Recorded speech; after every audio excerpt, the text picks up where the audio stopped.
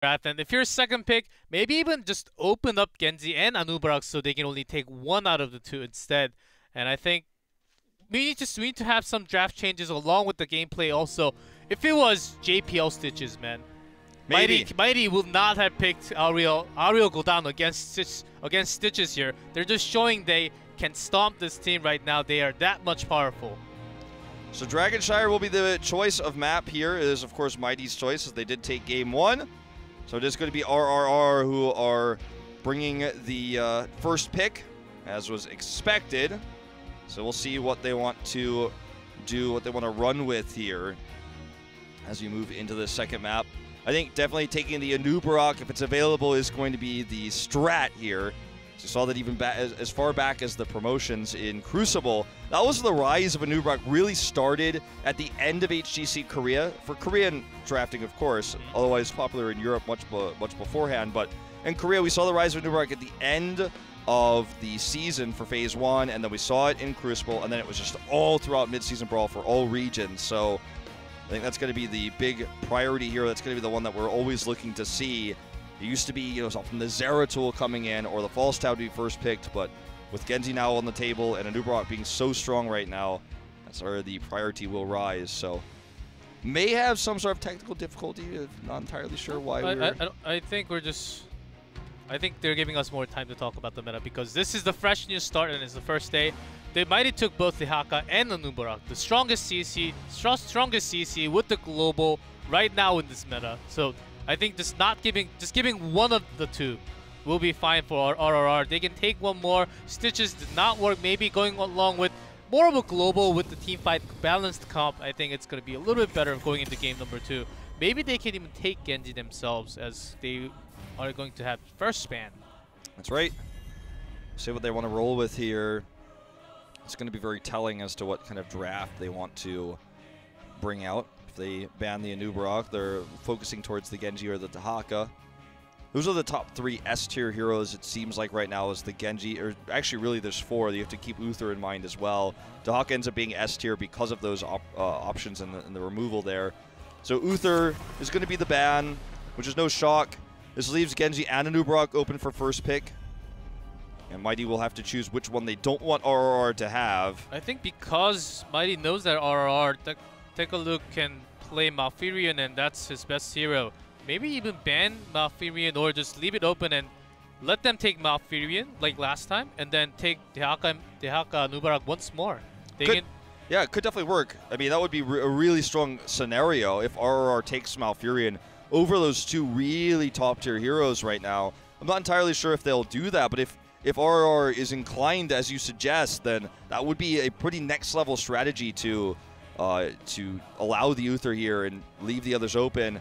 They're going to look to ban the Genji, so they might be thinking the same as you to allow Anubarak through. Can obviously pick up the... Oh, it's going to be Tastar instead. Can obviously pick up the Tychus, if that becomes the case, too. Let's see which one they want to prioritize. Giving some thoughts to this one, it looks like. Not just going to blindly lock it in as Tekaluk is on camera here. So not going to be his favorite Malfurion, though. It will be the Anubarak. More likely scenario. This leaves Genji and Dahaka over to Mighty. Dahaka's so important on this map. Would be a shock if they didn't grab him here. Also Dahaka here comes along with the global. They seem to be really good on the point with the macro plays. This is the same thing, Dragonshire. You need the macro play to control the top shrine and the bottom shrine to get the Dragon Knight to push all the way into the core. And Genji, with so much mobility available for himself, he can go around the map pretty quickly, try to harass from the side and come in look for the kill and get that reset onto the Swift Strike. That's exactly what they're looking for here. So for RRR, I think now is the time to grab the Malfurion for sure. They would look to drop the Entangling Roots and keep Genji kind of locked down and not allow him to use his mobility. That's kind of a soft counter we've always been saying for Genji, to have that against him. Obviously, the silence will really good work against Genji in team fights as well. So definitely a big opportunity. And then remember, normally you wouldn't want to prioritize Leeming here, but perhaps RRR has to because of EGG's very weak hero pool. So that's something else to look to here as they burn out the clock. It's going to be Greymane instead, and Rhaegar Bit of a surprise to see him this highly prioritized by this team right now. That's right. It also hints us that we're going to see a Malfurion ban coming out from RRR because they picked Rehgar. Seems like they want to have a little bit more sustain and support. Maybe we'll see double supports coming into Korea. That's going to be the way. It's been a while since we've really seen that in Korea. Back in the 2016 summer era, a little bit in spring. So I'm excited right now. I'm a little bit hyped. We may actually see double support with this Rehgar pickup. Let's see what Mighty wants to ban here, because you can see there's a bit of scratching heads with the Rehgar pick coming in. There's definitely some other things to consider. Rehgar and Greymane can clear camps very quickly, so we will definitely see some invades on siege camps on this map. So that's something that's really cool. When you have a Nubrog there as well to invade, there's so many different tools you can use. Arthas will be the ban. Removing that right away. Another one of those soft counters to Genji. It's going to be the Stitches ban instead. So they're letting them have Malfurion, but just not the follow-up with the Stitches with the hook. They can have Malfurion if they want to. And RRR is thinking something different right now in going into game number 2. They do not have a global. Maybe instead of Leeming, EZZ can go into Falstad, try to have that global with the flight. And Leeming is also taken here. I'm going towards Falstad even more right now. Yeah, I think so. I mean, they need some sort of global here with this composition. They do have the really good wave clear with Greymane and Rehgar, but I think without the global, you're really going to struggle with the objective itself. The Dragon Knight, capturing that, unleashing it. These things are going to be a challenge. Leeming also does force HGC into that Falstad position oftentimes. See if it's going to be her playing the Greymane is a possibility. Very unlikely that she plays the Greymane. That's not normally how they play. So coming back to the old Korean meta, Nazeebo was the pick, and she did play Nazeebo a few times. Maybe if they're looking for a long game here, they can still go to Nazeebo and look for that late game potential after 20. But Mighty already has a very good team comp against Nazeebo, against those ones with no escape. And that's a bit of a worry coming in when you have to think about Nazeebo here. Definitely true. Chen and Kael'thas. Okay. It's a really cool Kael'thas skin. I love this draft. I actually don't have that one yet. I need to go buy that. This is a cool draft because you could see the synergy with Nubrok and Rehgar. They can definitely dive real deep with this. And Chen goes in, he buys a lot of time while Nubrok is doing the extra damage. He gets exactly whatever cocoon target he wants because they have the Ancestral to back him up. That huge burst healing. Kael'thas is just for the CC, the range damage, the poke. I mean, gonna have to guess that's gonna be EGG's hero. We didn't talk about the Muradin that much, but he's a solid roundup to this composition with Arthas and Stitches removed. So this is gonna be a good one, G-Clef. Let's head into this one. Game number 2, Mighty and RRR.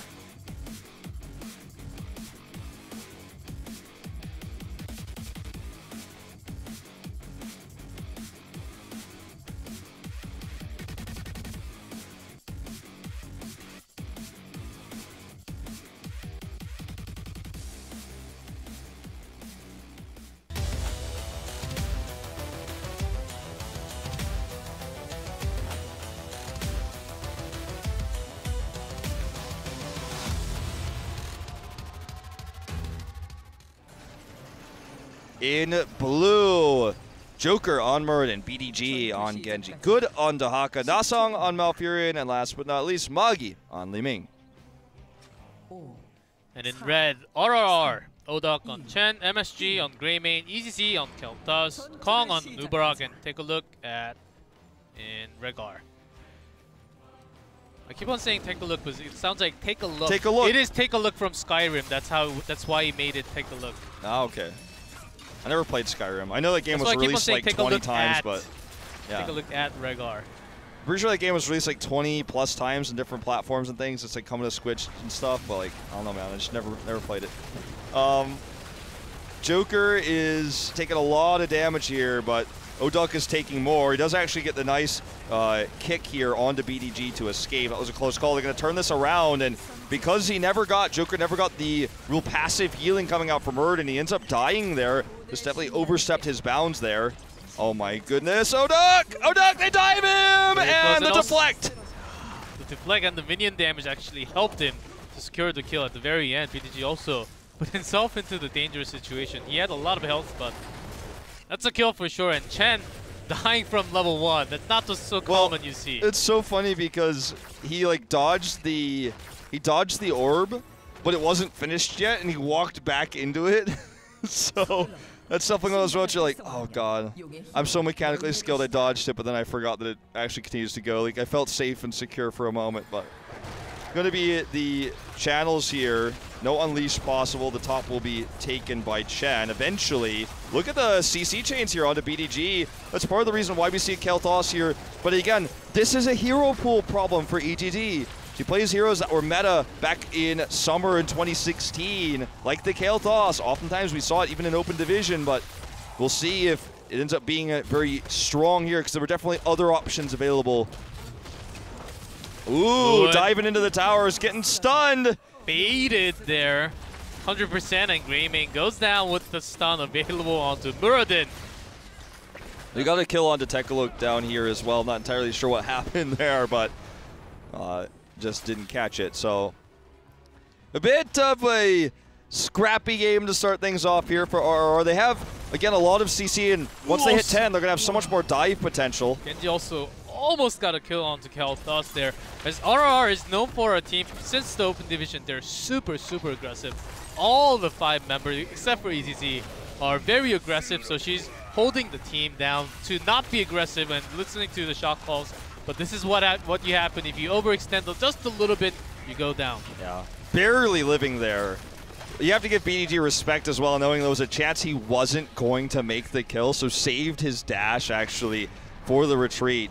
So that's the kind of Genji dive I like to see, where I'm like, okay, you know that you might not come out alive if you actually commit to that one. That's not a Hero League dash right there, okay? Like that was well planned by BDG. Nearly got the kill, was looking for the bonus. This Dragon Knight is very early, we're only 3 minutes into the game, so it hasn't scaled too well yet. They do a significant amount of damage to the towers themselves, but don't really destroy all that much. So RRR is going to be pretty happy with how this turned out. They obviously will be behind that talent tier at 7, but this could have been worse. It was a pretty solid defense overall. That's right, and but already almost a level gap here between Mighty and RRR. Joker is harassing for a little bit. Muradin was a very good, solid pick for all the Korean teams before MSB. But the reason why Muradin stopped coming out is because of Nubarak has a lot more CCs, also has a lot of spell protection on himself when Muradin just goes down with 1 curse bullet with some burst damage. That's why you don't see Muradin as often as the other tanks. That's right. Kong taking a lot of damage there as we have Shuriken Mastery coming out. And that's going to be a lot of harassment coming up for BDG as he looks to poke and harass. MSG very much caught here. Perfect route comes out from Nasang. And that is going to be yet another kill here for Mighty. 4-1 currently.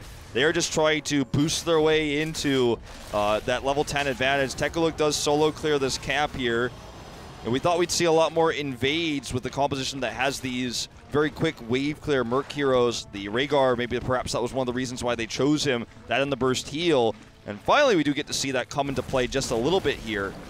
I actually thought we were going to see Avatar coming in. Avatar Chen seemed to be the duo from MSB, which caused a lot of wins actually off of MVP Black, and also lots of European teams. I didn't know EZ had Kael'thas in her hero pool here.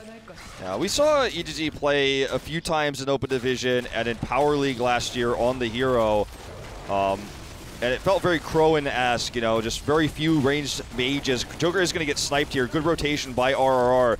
But yeah, it felt like very Crowan-esque, you know, I feel like EGG and Crowan can be compared. I know they're from different regions, but, you know, Crowan very much known for, before the team had the hybrid, where they would have him just play skill shot heroes like Muradin, things like that.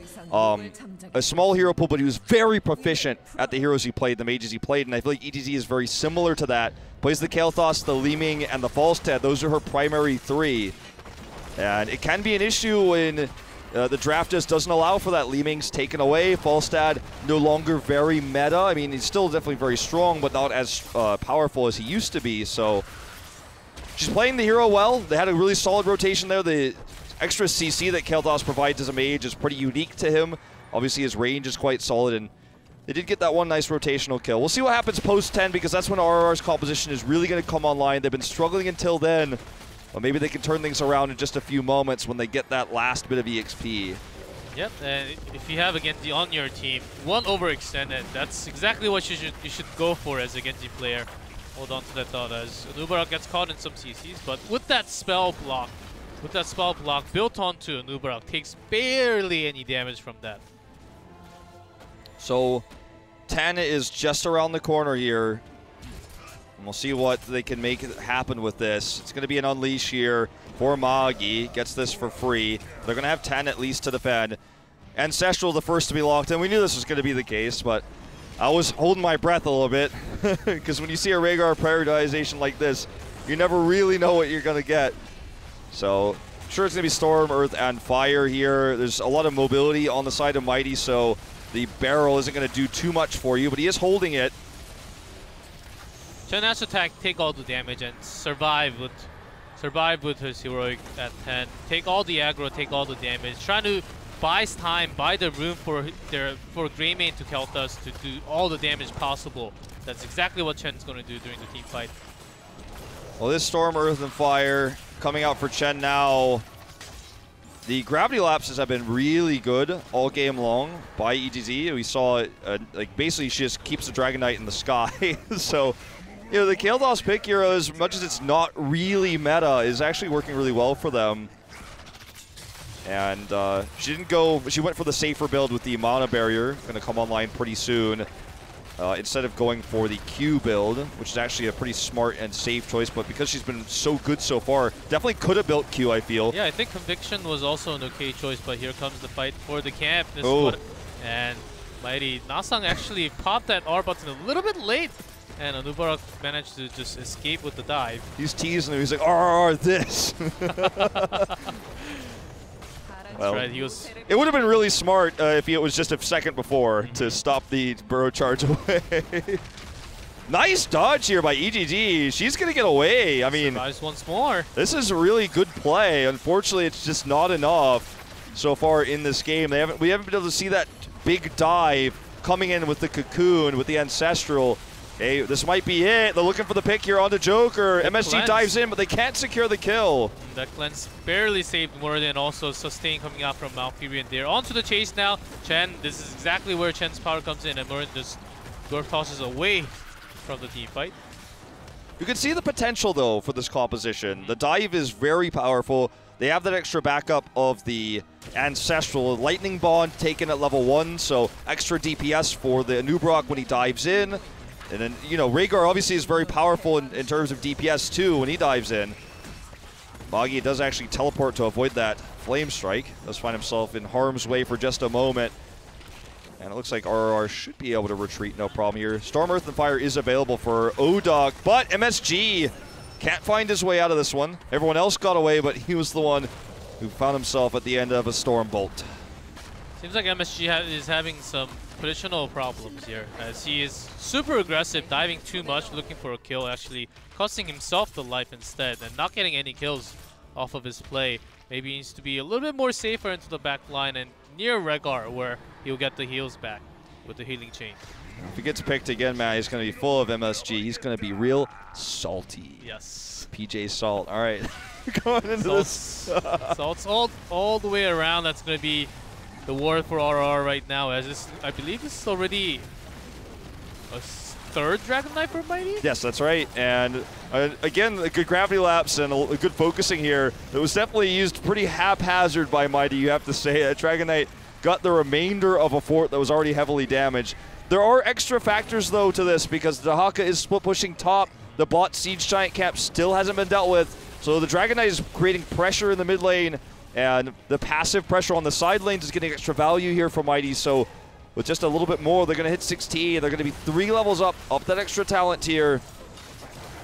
The unfortunate here for RRR, they're just never able to find, because of all the pressure in this game, the Dragon Knights, the Merc pressure, The Dahaka split pushing. They're never able to find a moment where they can actually dive and punish Mighty for overextending because they're mostly not really overextending, and they're always ahead in terms of rotations and map pressure, so there's just no opportunities to dive. Oduk is going to have to pop that Storm, Earth, and Fire, though. Diving in onto Magi. This could be the fight they're looking for. Joker forced to Avatar here. He's caught. Does barely get the Dwarf Toss up. They are going deep for this one, but the Twilight Dream to match it. And way too much damage onto Muradin himself alone.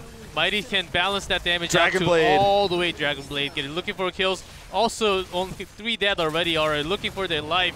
4 dead, and Oduk's the last one. Chen drinking that bird to keep himself alive, but it's not enough. We teased Nasong earlier about the whiffed Twilight Dream, but that Twilight Dream won them the fight. Absolutely, the silence there was just enough to keep everybody alive, and they turned the fight on a dime. So this is a dominant performance for Mighty so far. Those are the type of fights that RRR's composition is designed to fight.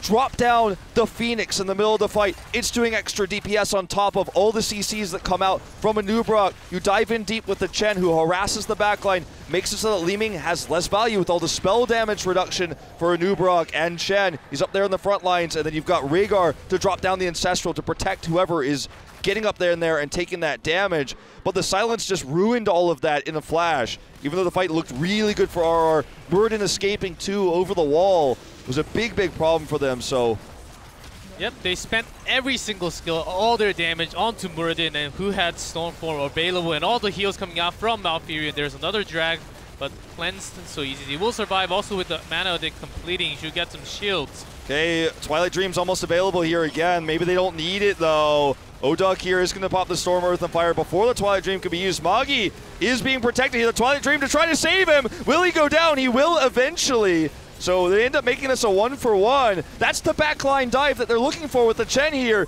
BDG dives over the wall though. Is going to pick up a double, a triple, gets out as well. BDG, the XGG player here, moving in, replacing SDE, and he is already making waves in this first best of 5. That's the kind of Genji I want to see. That's what's up. Not the one from My Hero League. That's the Genji play. That's the crazy Genji play. With all the Swift Strike reset with the Dragon Blade kill, that's the way to do it. BDG looking so good on that Genji play. That is the highlight of the match today. Absolutely, G-Clap. Well, this is going to be the 4 Siege Giant push onto the core. Oh, they just casually take a walk back here, unleash the Dragon Knight. The respawn already coming out here for Magi. Could just walk down mid to channel it. This is looking to be a fantastic position for Mighty. RRR on dire straits now. The Siege push is coming now with the catapults in the Siege Giant lane. And there's nothing they can do to prevent this Dragon Knight from being unleashed. It's going to be on EGZ again to hit those gravity lapses to knock the Dragon Knight into the air to slow down the damage. But it looks like Mighty wants to core with this. We're 14 minutes into the game. It's not the strongest Dragon Knight we've ever seen. But this gravity lapse, the first one already misses. Yeah, that's right, but they're about to hit 20. They can get they did get 20. They can go all the way in. It's Dragon Blade upgrade. He can keep up the Dragon Blade every single hit. We'll again game in another second to it. Here goes the Nubarak going in all the way in. Twilight Dream is available here. Down it goes immediately. Magi is taken out. Kong survives, but the Dragon Blade comes out. Good Cocoon to buy a little bit more time. Maybe they could actually survive this push. Dragon Knight expires here. Just so much tanking though. Rhaegar goes down. Looks like the core will too. With the resets coming out from BDG, he pops out of the Cocoon. Dragon Blade ablazing. He's going to get the kill onto MSG. That's going to complete the wipe and the game. Mighty will take match point up 2-0 in this series. Genji, man. Genji, dude. So powerful right now, and Mighty showed us if you let BDG playing on Genji, then that's gonna happen. And RRR really costing big because they let Genji onto the side of Mighty. They learned. They learned their first lesson of the first 2 games here. Maybe not for game number 3. Well played by Mighty. And we're going to have a short break in a minute to give some time for RR, of course, to regain their thoughts here. The drafting we see from them feels very RR. It feels very team-specific. Creative drafting coming out. EGG and Kong kind of making that happen. You can see the thought process is going to these somewhat unusual drafts. The triple tank, the Kael'thas dive composition feels very 2016, right? But you could see the concepts, you could see the ideas there. But when you take the mechanical skill of a team that's bringing in the new meta, bringing in the Genji play, it all just feels like it falls apart. There's no lane pressure ever coming out because they didn't draft for that. They have the solo clear of Rhaegar, but they didn't really utilize it. They're always kind of one step behind Mighty all game long, so they couldn't utilize the composition the way they planned to. Yep, and if they're going to play Rhaegar with going around the camp, why not take Malfurion and use the Twilight and be on the hero that you're most comfortable with? I have to be a little bit critical, and also onto Greymane MSG. He overstepped his line a little bit too much and got punished. I believe he died more than 5 times in that game, so that's not the number you want to see after your first. But this is their own